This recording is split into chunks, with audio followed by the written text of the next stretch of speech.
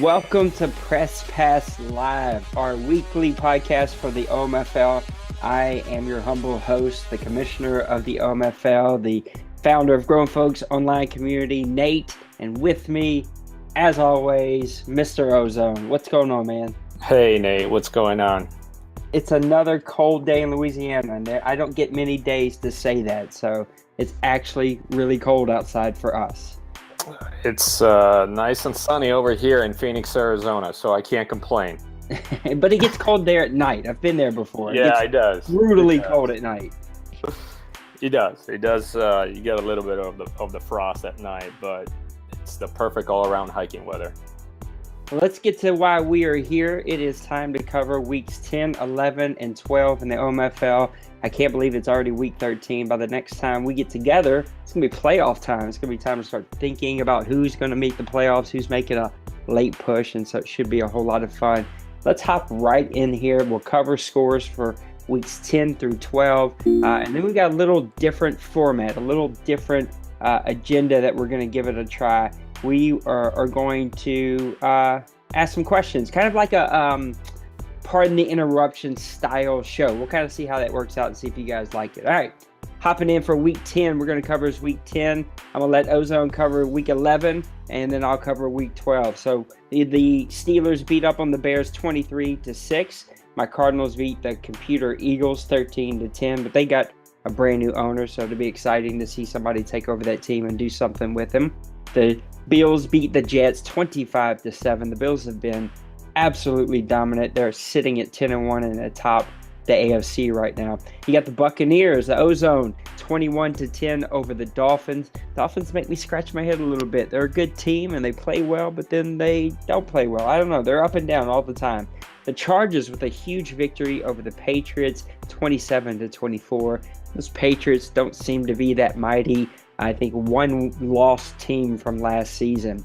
The Chiefs beat the Broncos in a shocker, 37-27, in a very good victory for a Chiefs team that's trying to make a late push here. The Cowboys 30, the Redskins 24. Those poor Redskins fight everybody tooth and nail, but they just can't pick up a victory. And then you got the Giants 22, the Raiders 10, a huge victory for Bill and his Giants. But then the following week, he didn't help me out, man. He ended up not playing. The Seahawks, he couldn't play, and he got a CPU game, and stupid Seahawks won that game. I needed that to come through for the Giants. I needed the Seahawks to lose. The Lions beat the Packers 22-21. The Panthers beat the Falcons in a much-needed victory. That's an impressive victory for the Panthers, 31-17. People seem to be figuring out those Falcons. I'm going to find out later because I think I played them this season. The Ravens with a nice victory. Your buddy Vandalay, 35-23 over the Bengals. The Seahawks 27, the 49ers 10, the Titans 28, the Colts 14, and then finally the last game for week 10, the Vikings 45 and the Rams 20. And that is a look at week 10. You want to cover the week 11 scores? You bet.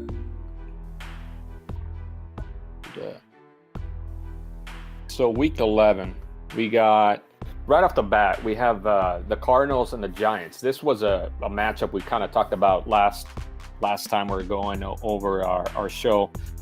This was a must-win for the Giants, and they did it. They came out strong, and they beat your Cardinals 28-10.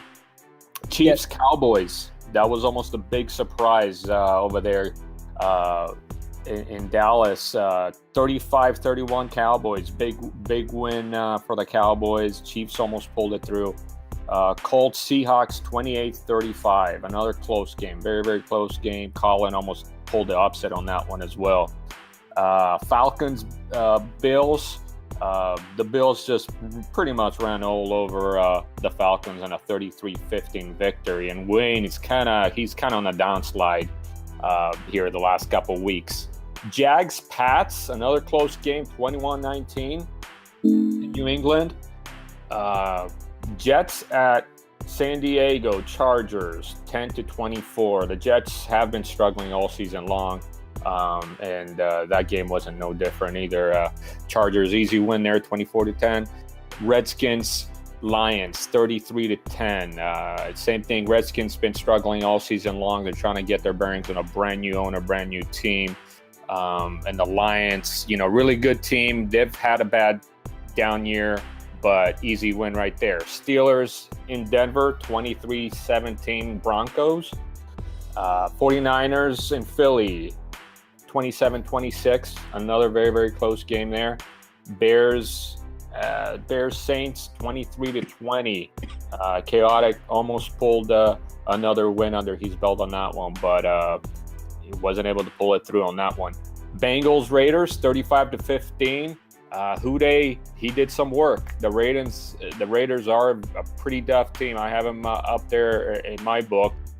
Big win for Houday to go in Oakland and get that victory. Buccaneers Vikings, 31-9.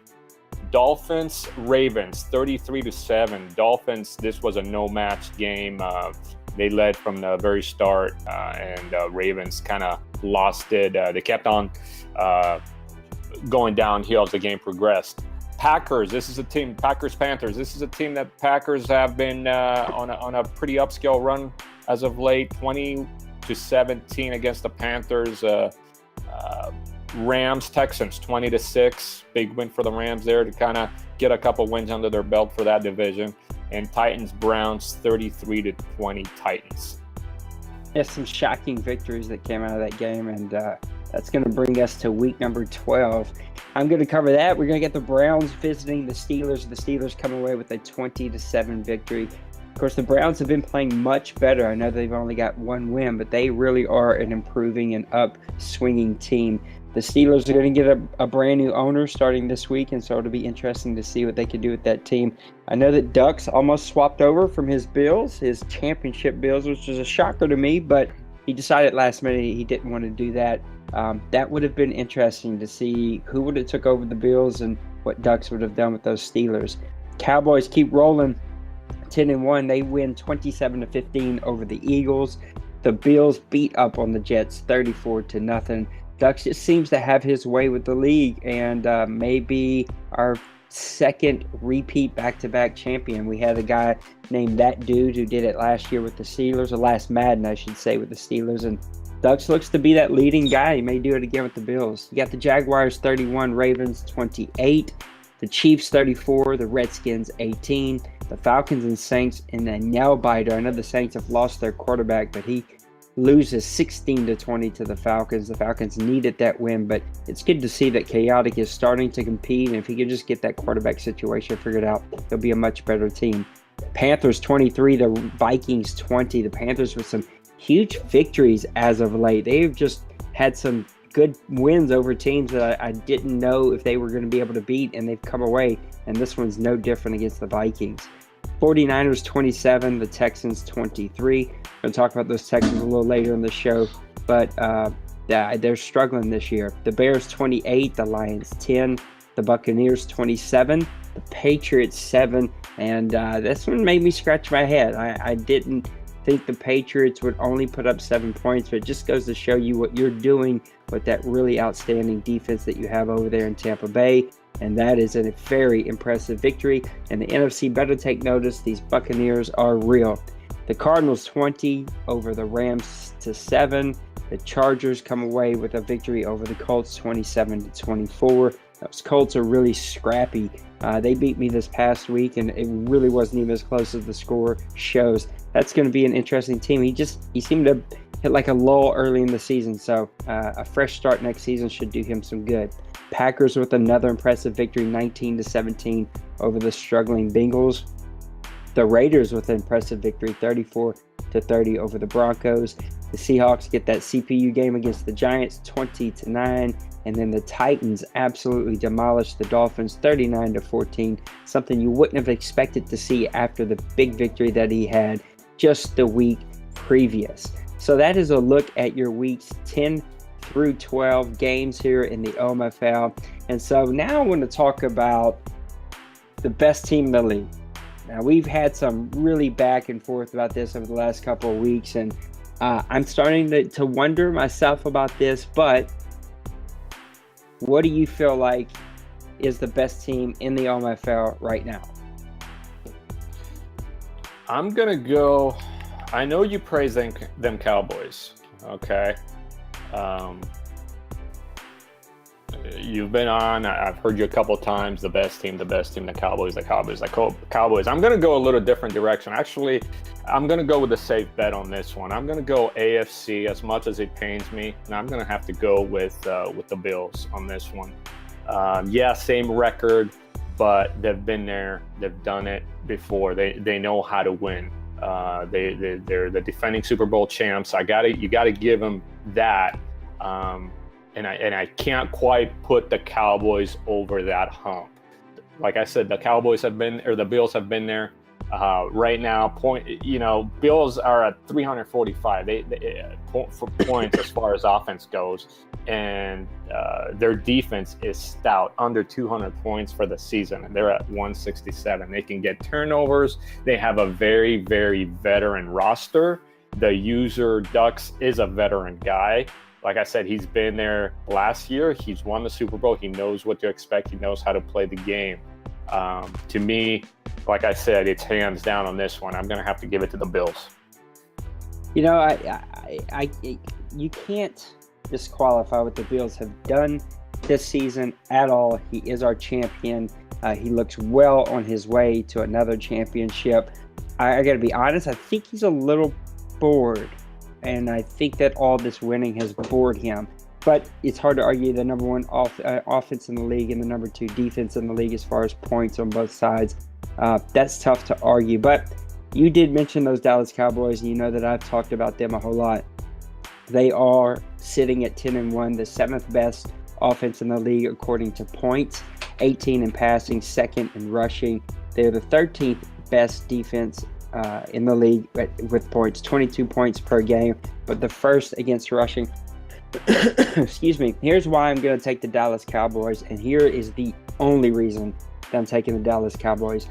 I do think that Ducks is bored. I think that all of this winning a championship season 1, I think he's bored, and I think that that's going to haunt him when you get in the playoffs and you start facing guys who are hungry and who don't have a championship under their belt and who want to win one. Here's the reason number 2, Ezekiel Elliott, 187 attempts, 929 yards, averaging 5 yards per carry, 10 touchdowns on the season.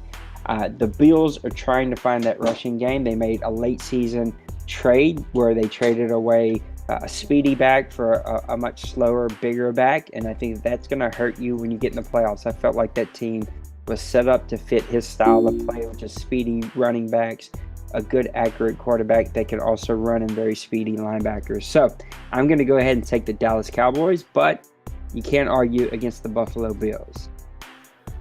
I will say this. You said Ezekiel Elliott. I'll give you Ezekiel Elliott, but you go defensive stats, and you know me. Defense wins championships.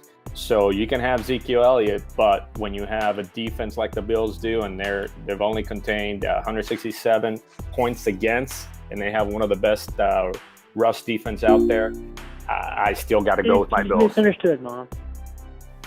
Yep. And I got to admit, I'm going to go ahead and put this out here. Hold on, let me do this real quick. This may miss something, but I'll fix it really fast. Hold on.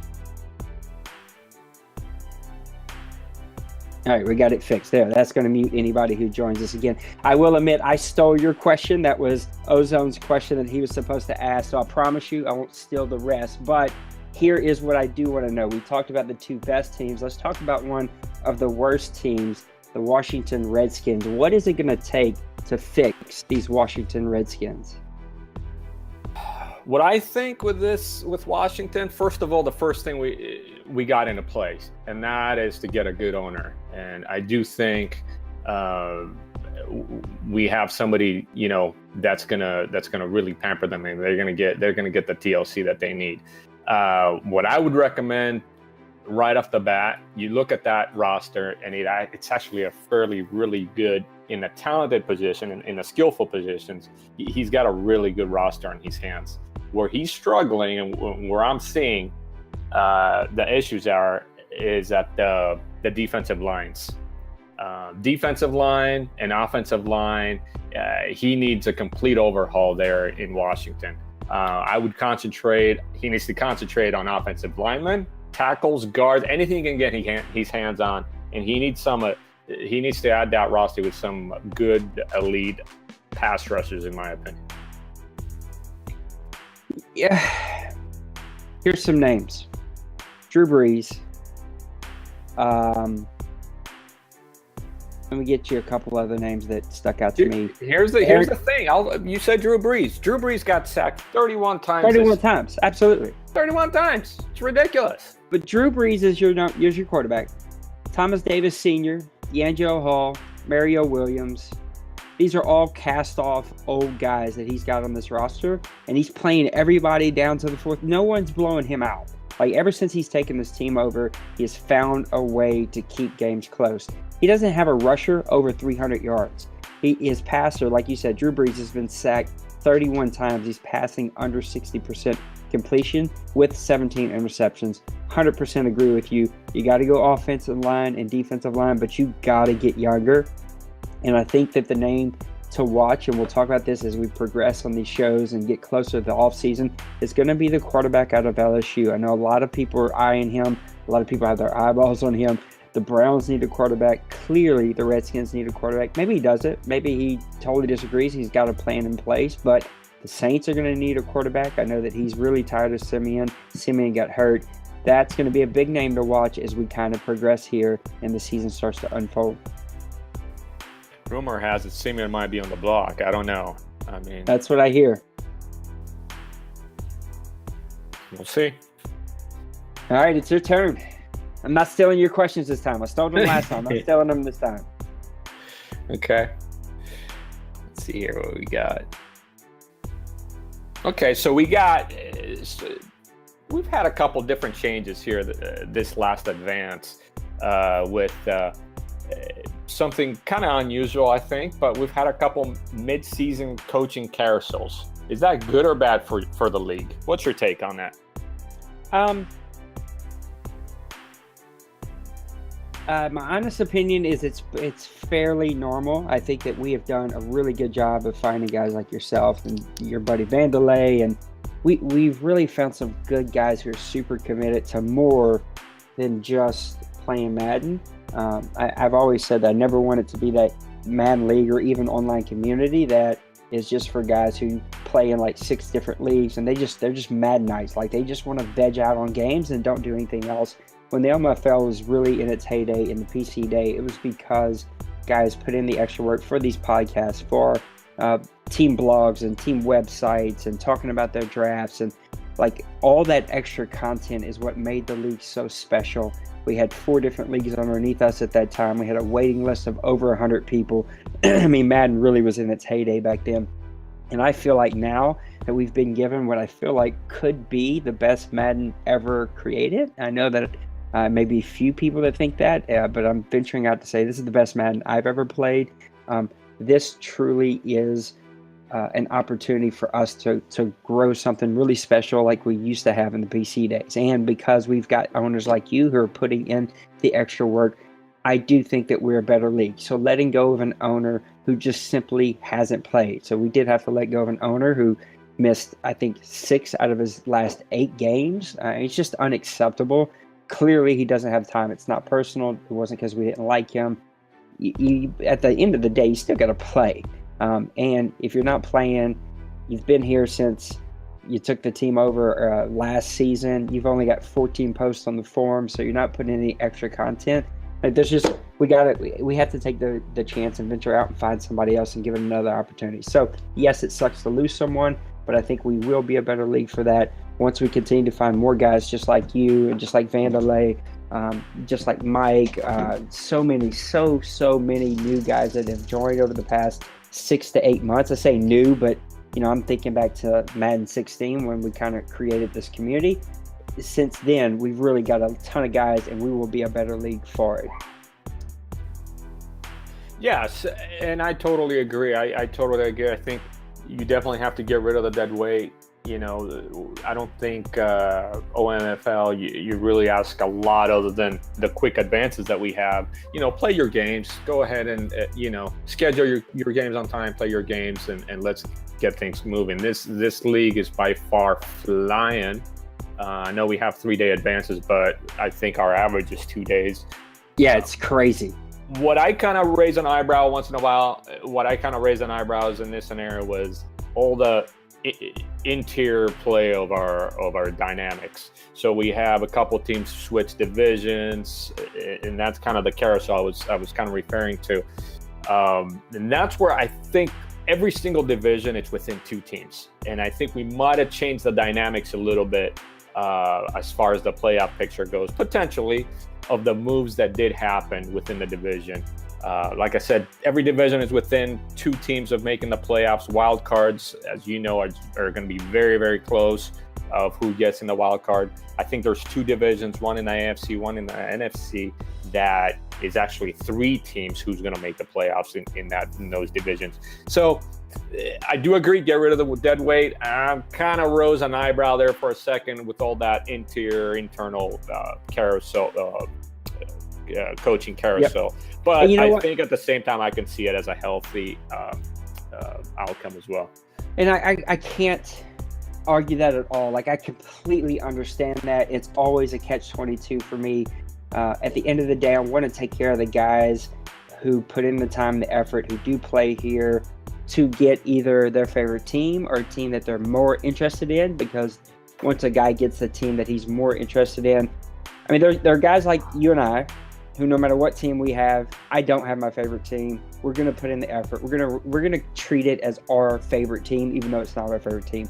Then there's kind of the tier below that who they got to either have their favorite team or a team they're really excited about to put in that extra effort for blogs and drafts and that kind of stuff. And then there's those guys who just, it doesn't matter what they have. They're just not into writing content, doing that kind of stuff. And that's fine. Not everybody has to do that. So it's always a catch-22, because I completely agree with you and I completely see what you just said. And at the same time, it's like I want to allow guys who maybe entered the league and took, like the new guy who just took the Bears. They're not a good team, all right? So, but he took them so he could get in the league, because I want guys who just, hey, I don't care what team, I want to be in the league, I want to be part of that community. But then when another team comes open, they want to have that ability to say, you know what, I took a really, really crappy team. I would like a little bit better team that fits my style. So I can't argue that at all. I totally agree with you, and it is always a catch-22. Ducks and I had a huge conversation. I may have frustrated him. I didn't mean to. I didn't want to, but he wanted to swap over to the Steelers, and I told him no for about 3 hours, and then I told him, I'd let him do it if he wanted to, and he decided not to. But because exactly what you said, it just felt like losing our championship owner to a new team, leaving a team that was 10-1 and that's going to make the playoffs no matter what, and letting somebody else who didn't earn that come in. It's always a catch-22. I guess the only thing that I could say from my point of view is that I think at the end of the day, it'll even itself out. But I totally agree with you. You're right 100%. It does create a weird dynamic mid-season and in-season. And we're open to suggestions, and we may take a look at how we do that and figure out a better scenario possibly. But we are talking kind of about movement. Let's talk about the Texans, another team that's been struggling this year. Is it time for the Texans? This is a very good owner who had to leave for a little bit. They had a brand new baby. Then he was able to get a schedule figured out, come back, ended up being able to get his team back, the Texans. Originally it was the Cardinals. He and I swapped. He took the Texans, got the Texans back. He's a very, very good owner, but he is not playing well right now. Bottom half of the league on offense and defense. This is an offensive powerhouse usually. This Texan team, before he left, was winning 10, 11, 12 games, and they really have struggled. Is it time for the Texans to go a different direction and totally revamp this team? No, I don't think so. You look at the Texans roster, and the Texans roster looks pretty solid. There's not, you got J.J. Watt on defense, enough said. Doesn't matter who else you got at that point. Offensively, same thing. He's got the weapons. He's got my boy Brock. And he's got the wide receivers, he's got the running backs, he's got good all-around lines. The Texans' performance is 100%. You blame that on the baby. There's nothing. You look at the scores, and with the exception of 3 games, they're all right there, under 7-point losses that he's had. So I would chuck that one up to the baby. Offensively, Texans are actually number 4th in passing yards in the league. I think you're gonna be surprised next season. Like I said, I think blame it on the baby. A lot of diaper changing right now. He's probably not getting enough time on the sticks, but he's gonna ease. Everything's gonna get easier, I think, moving forward for him. And once he's able to spend some more time, I think everything's gonna come back together. I always hear you say, Massimo this, Massimo that, Massimo this. I wasn't here to see him play last season or last cycle, so I really, everything you say, it's kind of like, wow, I don't see it in this guy. But his games are close, and the fact that he did have a baby, like you said, it's 100% the baby's fault. If you look back, I think that probably has to do a lot of the performance he's having right now. But he's gonna rebound. I'm expecting him for everything I've heard from you. I'm expecting this team rebounding next season. Yeah, I can't really argue that. I do think that they got to get the quarterback situation figured out, and they got to get the running situation figured out. Tom Savage is taking over for Osweiler. I'm not sure 100% why. Brock Osweiler had a much better, higher completion percentage than Tom Savage is, but he's going with Tom Savage. Neither guy is playing terrible, but neither guy is playing exceptionally well. Their rushing game is going to have to get figured out. Lamar Miller's only got 422 yards on the season. All of his running backs are averaging under 4 yards per carry, at least guys who are getting significant catching time. DeAndre Hopkins, complete stud, 1,200 yards, 9 touchdowns. J.J. Watt's got 15 sacks on the year. This team has the bones, but they're going to have to figure out a few little things to get it figured out. I know you said they're number 4 in passing, but this team's playing from behind a lot. You're 27th in rushing. You're 24th in points. On defense, you're 27th in points. You're 20th in total yards. You're 20th in passing yards, 19th in rushing yards. So you're below average on defense, even with Watt doing what he does, and with your amazing wide receiver that you have in Hopkins and being 4th in passing yards. You don't have a steady quarterback. And then you're 27th. You're almost bottom of the league in rushing yards. You're going to have to get that figured out, and you're going to have to get that figured out really fast. Well, my stat intern, too, D. Wayne, whispered in my ear that he did trade Clowney. So I can see that. I totally forgot about that. So you got J.J. Watt on one side, even though you can play J.J. Watt anywhere on the defensive line. He's that kind of player. But you have a really good J.J. Watt, and now you trade the opposite side in Clowney. That could have an effect on that defense as well. All right, it's back to you. So, in your opinion, who do you think has had the biggest surprise performance this far? Not user-wise, but OMFL roster player. No, I thought that was a really interesting question. I think the easy thing would be to go offense. I think that's just an easy thing to do, but there really are some playmakers on defense that have really just caught my eye, especially Deion Buchanan, who I traded away to the Buffalo Bills. I mean, I loved him, but I needed to shore up the offensive line. I needed some draft picks to get younger on offense and do some other things. And the Bills and Ducks was just slobbering over this guy and been begging me for him. And he has played extremely well for him. And I think on defense, he would have to be my pick for Defensive Player of the Year.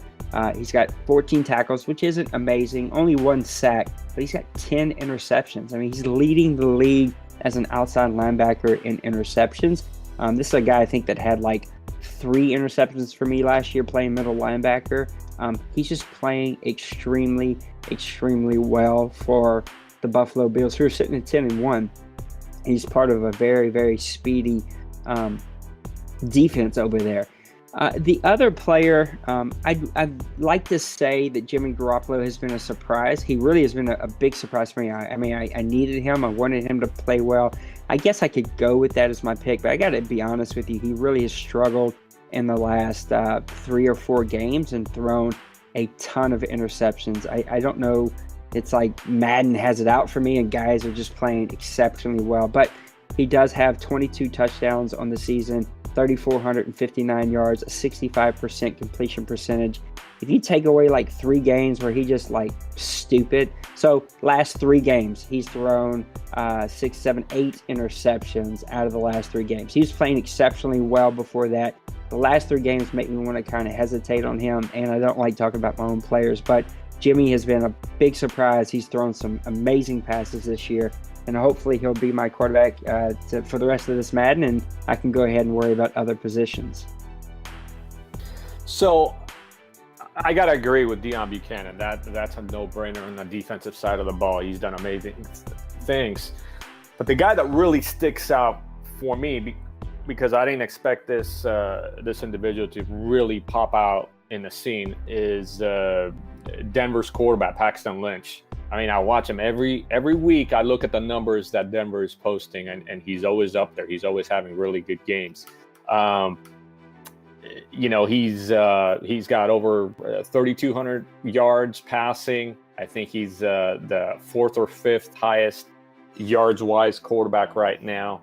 But he's got the highest QBR at 103.9 in the top 5. So he's got 23 touchdowns, 12 interceptions. Again, he's keeping his turnovers at check. And what I'm seeing every week in Denver's wins, he's a big part of why they're winning, offensively at least. So again, Paxton Lynch, who would I have thought that at the beginning of the season he would have blown up like this and actually be the playmaker? No, if I had Denver, I'd be going a different direction as far as I'd be more of a run-oriented team than a pass-oriented team. But I like what UT has done. It's UT, right, with Denver? Yeah. Mm-hmm. Yeah, I like what UT's doing there. He's got the right playbook, it seems, that he feels comfortable with, and it's working for his quarterback. So my vote would be on Paxton Lynch for this season. Yeah, the guy's got 93 throwing power, 80 short, 80 medium, 75 deep, and yet he's only got 12 interceptions on the year. That's really, really impressive, and something that he should be proud of, because that guy is really playing good.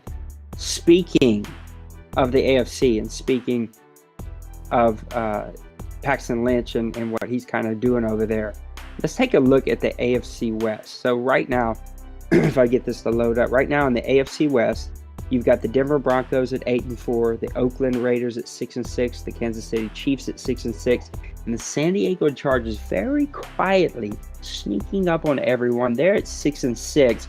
Who's a pretender? Who's a contender out of the AFC West? And what's going to happen in this division? Listen, this is very painful for me, because I praised them last week, and it seems like every time I praise this team, it turns around and it fails me. So I'm going to have to go a different direction this week. Pretenders in this division, I got to go with the Chargers. Again, every time I think they're over the hump, they turn around and they have another loss. So again, they're losing a lot of inside the division games. They've lost. They lost to the Chiefs, and they lost to the Raiders already once, if I'm not mistaken. I know they beat Denver, but those two other teams, that was huge. And I think they recently just lost to the Chiefs. That would have taken them over the hump. So again, that entire division is pretty tough, but you can't lose your divisional games. You just can't. So I'm going to go Chargers pretenders, and I'm going to go with the contenders. I'm going to give it to the Raiders. The Raiders they've kind of turned it around. They had a slow start, but they're really bouncing back. They're winning their division games. They have a couple interdivision games left in the season. So I hope they don't fail me.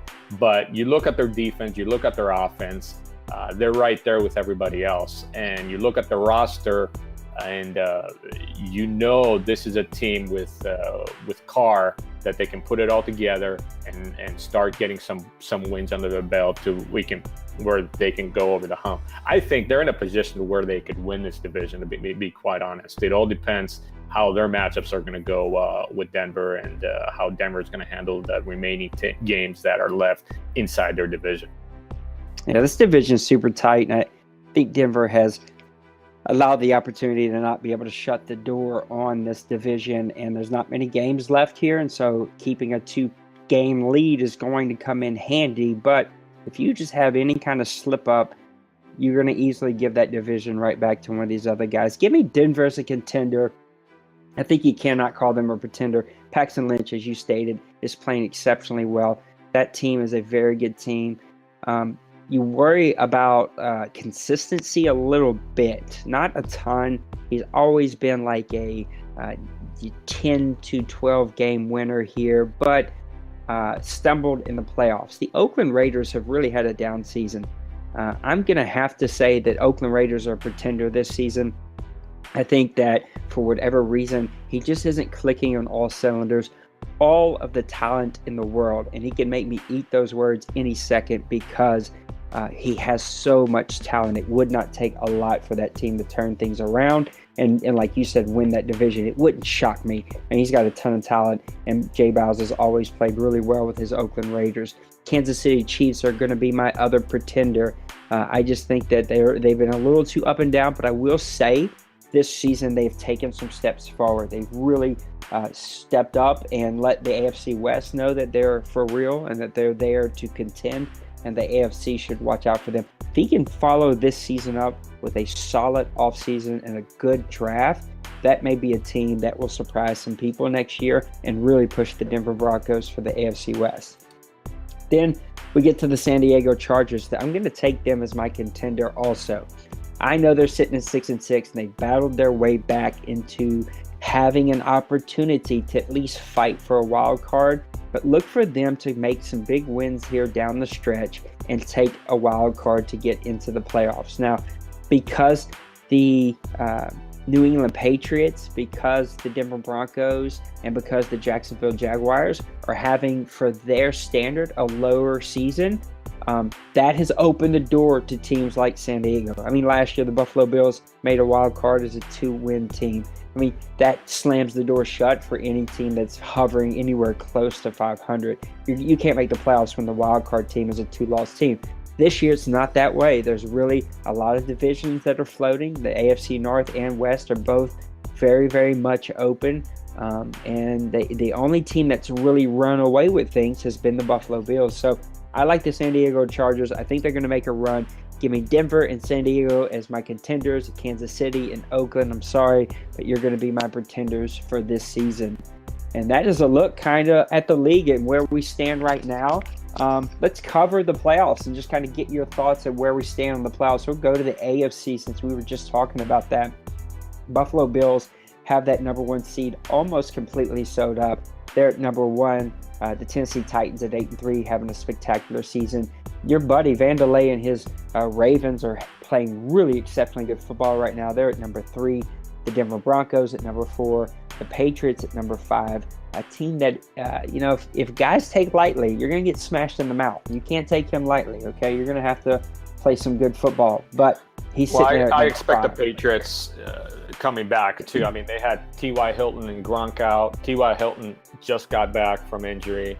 Gronk's got 4 more weeks. So if he can make it in the playoffs, he's going to have Gronk. So that is a very, very, very important thing to think of when you are playing, if you are playing the New England, the Patriots playoffs. And then you got the Jacksonville Jaguars at number 6. Raiders, Steelers, Bengals, Chargers, all on the bubble. The Jags are another one of those teams, just like the Patriots, that I think got a little cocky last season. I thought that he was just going to roll through the playoffs and get to the championship game. He's been really busy. Of course, he used to co-host the show with me.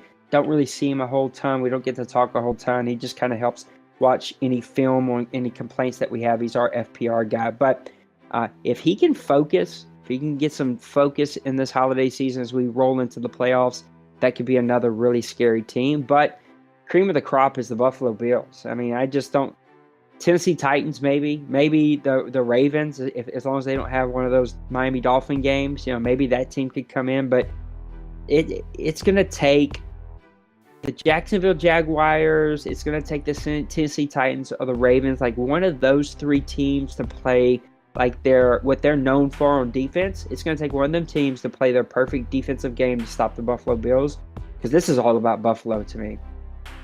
Yeah, and I agree. This is, I think they've kind of separated their cream de la creme, if you will, as far as the AFC goes. They've kind of separated themselves, and they're really their own little dynasty right now.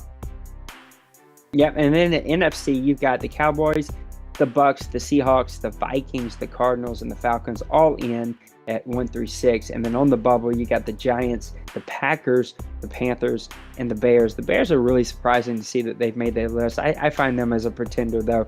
The Panthers have battled back, but they've had some crazy losses lately. I think the Giants have the best opportunity to sneak in, especially with my team playing very inconsistent in the last 4 games. The Giants could get in there. Again, though, I'm going to bump against what I've been saying. I love those Cowboys. I think they're playing exceptionally great football.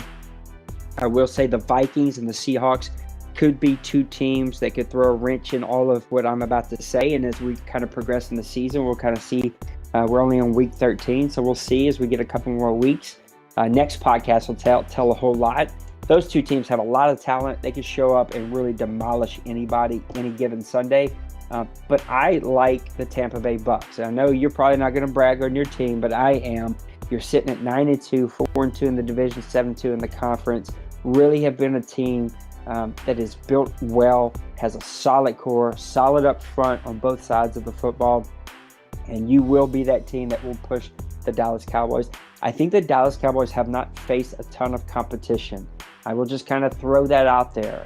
I don't know that they have faced the stiffest competition outside of the New York Giants, who've played them close.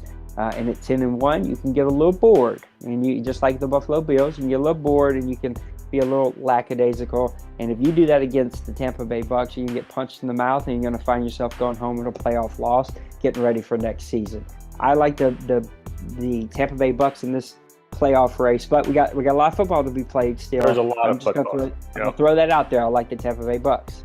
There's definitely a lot of football. The thing I'm very I got my eye on the NFC is the NFC North. I think the Packers are coming. The Packers are on a hot streak, so a lot could change. You got NFC playoff teams in the race that are in the top 6, and you got teams on the bubble. If the Packers continue their hot streak, I have a feeling a lot of that is going to change in the North. Do 3 teams come out of the NFC South? Last year? No, this year. Do you think 3 teams come out of the NFC South? I do. I think there's a really good chance the NFC South can have 3 teams. Yeah. I mean, the Panthers are on fire, D-Wayne, and again, like you said, there's a lot of football left. And I think all 3 of us are fighting for that wild card, because that division is way open. So we're all fighting. We all have the same mission, is trying to get that wild card out of that 3rd wild card spot out of our division. Well, there you have it. That is a look at the OMFL in weeks 11, 12, or 10, 11, and 12. We are in week 13 right now. You can see that games are already getting played. As you can see, my Cardinals lost to those Colts, man. They're a pesky team. They just dominate me. My team has been up and down. Not a lot of other games being played just yet. I'm sure we'll get a lot of games in tonight and tomorrow. So advances tomorrow night. Got a little over a day left to play. Hopefully we'll see a lot of games that come in tonight. Any closing remarks, OZone, on weeks 11 through 13? I think, like you said in the beginning of the program, I think that's going to really give us a better idea and shape off the playoff picture. So next time we kind of get together and talk, I think we're going to have a better understanding who's who in the zoo, if you will. But there's some big games, both AFC and NFC, that are going to be going down that, teams that are going to be battling each other for those spots. So I'm looking forward to meeting next week, and I'm looking forward to seeing some of these results and see who's going to be going, who's going to be making it over the hump, and who's not. Yeah, you said it perfectly. By the time you and I get together next time, we will have a much clearer picture about who's in and who's out. And the next show, we'll talk about some pretenders and contenders. Who do we think's in? Who do we think is going to be out? We'll start to turn our attention to the playoffs. We should be in week 17, unless something crazy happens and guys get these games played a whole really fast. Then we may be in the first round of the playoffs. But for my co-host OZone, thank you again for so much time that you give to us here in this league, and for all of your expertise. It has been a blast. Can't wait to do this again next week. Thanks for all the callers who called in and listened to us do this live. Until next week, thanks for all of the leadership here in the OMFL. We will see you next time. Good luck as you get ready for the playoffs. We will see you around the corner. Peace. Thanks, guys. Thanks, Nate. Peace. You